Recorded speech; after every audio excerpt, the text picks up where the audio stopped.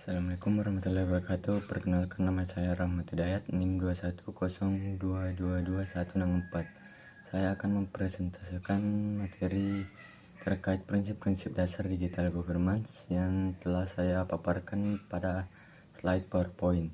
Langsung saja pada slide pertama. Terlebih dahulu kita akan memahami konsep digital governance. Digital governance adalah transformasi menyeluruh dalam layanan dan operasional pemerintah melalui pemanfaatan teknologi digital. Ini bertujuan untuk meningkatkan efisiensi, transparansi, dan kolaborasi antar pemerintah, warga, dan pemangku kepentingan lainnya.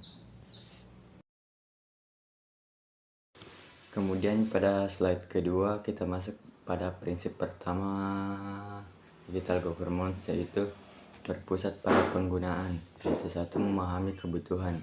Digital government harus berfokus pada memahami dan memenuhi kebutuhan pengguna, baik itu masyarakat maupun pegawai pemerintah. Kedua, kemudahan penggunaan. Layanan digital pemerintah harus mudah diakses dan digunakan oleh semua kalangan, termasuk yang kurang melek teknologi. Tiga, personalisasi. Pemerintah harus mampu menghadirkan layanan digital yang disesuaikan dengan kebutuhan dan preferensi individual pengguna. Kemudian prinsip kedua yaitu transparansi dan akuntabilitas.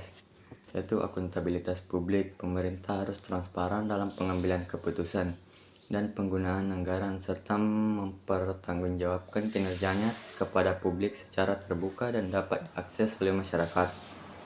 Kedua, data terbuka. Informasi dan data pemerintah harus dibuka dan dapat diakses dengan mudah oleh masyarakat, sehingga memperkuat kepercayaan publik dan mendorong partisipasi aktif. Tiga, pemantauan masyarakat. Masyarakat harus dapat memantau dan mengawasi kinerja pemerintah, sehingga pemerintah dapat dipertanggungjawabkan dan responsif terhadap kebutuhan masyarakat. Prinsip ketiga yaitu kolaborasi dan kemitraan. Kolaborasi antar pemangku kepentingan. Pemerintah swasta dan masyarakat harus saling bekerja sama dalam mengembangkan layanan digital pemerintah yang efektif dan responsif. Kemitraan strategis. Terjalin kemitraan yang saling menguntungkan antara pemerintah dengan mitra seperti industri, akademisi, dan organisasi masyarakat sipil. Jejaring kolaboratif. Dibangun jejaring kolaboratif yang memfasilitasi berbagai pengetahuan, sumber daya, dan inovasi di antara berbagai pemangku kepentingan. Prinsip keempat yaitu keamanan dan perlindungan data. Yaitu satu, keamanan data.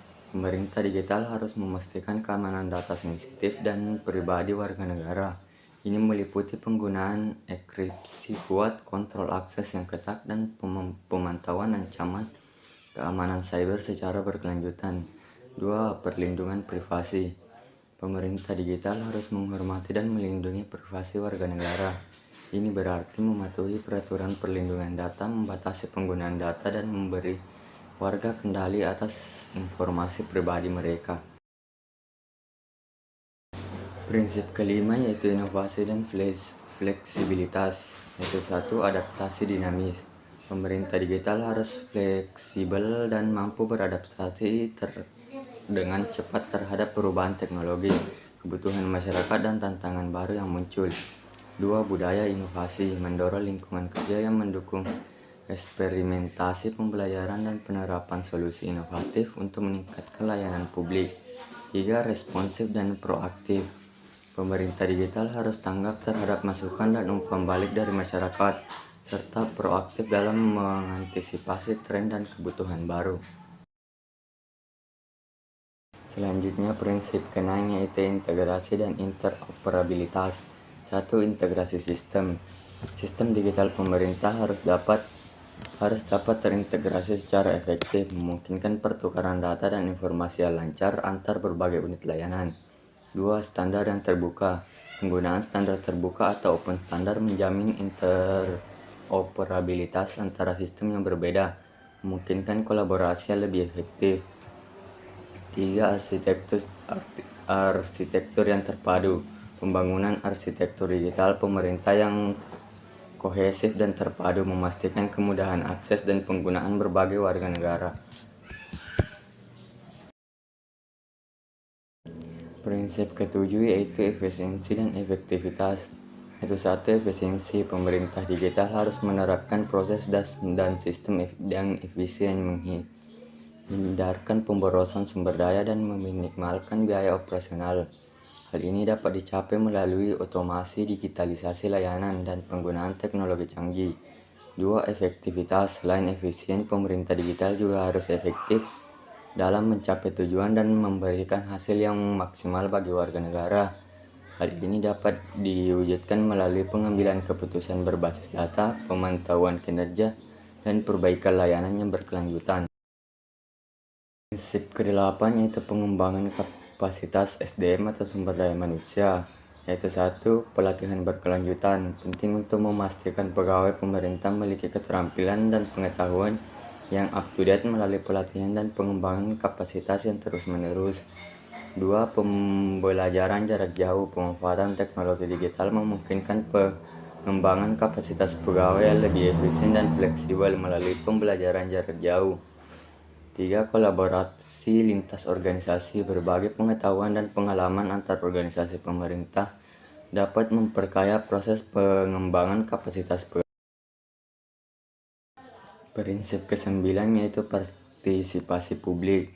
Yaitu satu, kolaborasi. Mendorong kolaborasi antar pemerintah swasta dan masyarakat sipil untuk mencapai tujuan bersama. 2. Keterlibatan masyarakat. Memfasilitasi keterlibatan masyarakat dalam proses pembuatan kebijakan dan pengambilan keputusan. 3. Umpan balik. Menyediakan saluran umpan balik yang mudah diakses agar masyarakat dapat menyampaikan aspirasi dan kebutuhan mereka.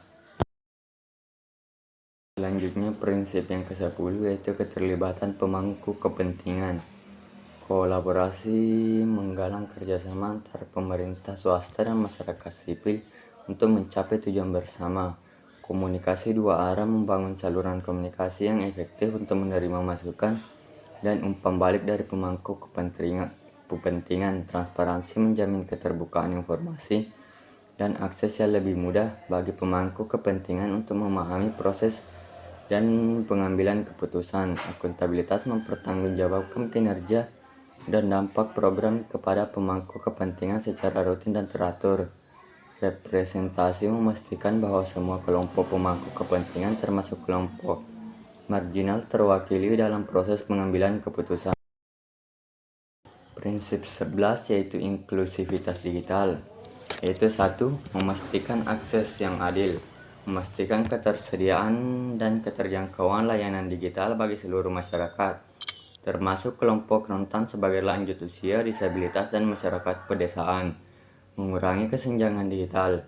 Mengembangkan infrastruktur literasi digital secara merata untuk mengurangi kesenjangan akses dan kemampuan masyarakat dalam menggunakan teknologi digital. Selanjutnya, prinsip yang ke-12 yaitu etika dan privasi.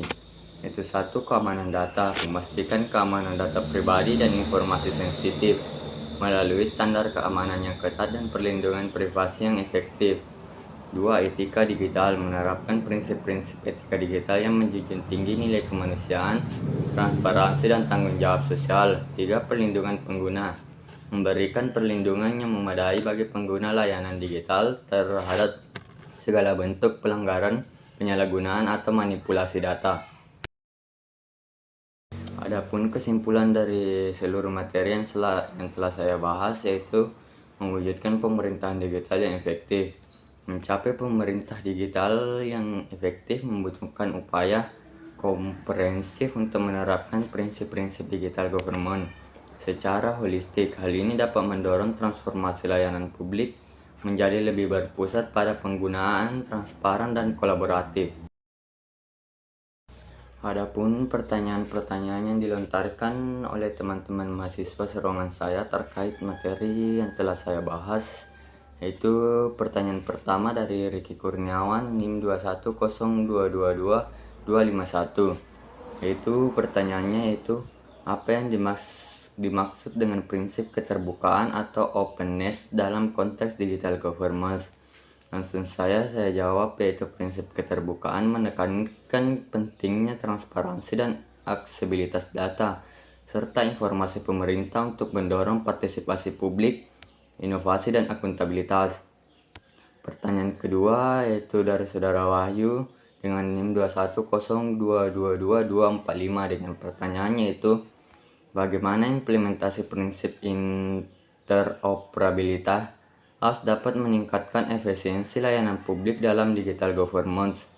Langsung saya jawab yaitu dengan memastikan bahwa sistem dan aplikasi yang digunakan oleh berbagai lembaga pemerintah dapat saling berkomunikasi dan beroperasi bersama. Interoperabilitas membantu menghindari silo data dan meningkatkan pertukaran informasi yang lancar. Pertanyaan ketiga dari Saudara Ardiansyah dengan NIM 210222162 dengan pertanyaan yaitu mengapa prinsip keamanan atau security menjadi aspek krusial dalam pengembangan digital governance. Langsung saja jawabannya yaitu karena adopsi di teknologi digital meningkatkan resiko terhadap serangan cyber dan kebocoran data. Prinsip keamanan menjamin perlindungan data sensitif dan infrastruktur digital pemerintah dari ancaman yang mungkin timbul. Selanjutnya pertanyaan keempat dari Saudara Izam Bahar dengan NIM 210222150 dengan pertanyaan bagaimana prinsip inklusivitas dapat memastikan bahwa digital governance melayani kebutuhan semua warga termasuk yang berkebutuhan khusus dengan memperhatikan aksesibilitas desain, pelatihan yang memadai dan penggunaan teknologi yang memperhitungkan keberagaman pengguna. Prinsip inklusivitas memastikan bahwa tidak ada yang tertinggal dalam pelayanan publik digital. Kemudian pertanyaan terakhir dari Saudara Suhardiman dengan NIM 210222166 dengan pertanyaannya yaitu mengapa prinsip partisipasi penting dalam merancang dan mengimplementasikan digital governance. Jawaban saya yaitu partisipasi masyarakat dalam proses pengambilan keputusan dan pembangunan solusi teknologi memberikan legitimasi, kecerdasan kolektif, dan pemahaman yang lebih baik tentang kebutuhan dan harapan masyarakat dalam layanan publik digital. Kemudian yang terakhir sebagai rangkaian akhir dari presentasi ini, saya ingin mengucapkan terima kasih kepada Bapak atau Ibu dan teman-teman atas perhatian dan partisipasi aktif. Saya berharap materi prinsip-prinsip dasar pemerintahan digital yang telah saya paparkan dapat memberikan inspirasi dan panduan untuk mewujudkan transformasi digital yang lebih baik lagi. Sekian dan terima kasih.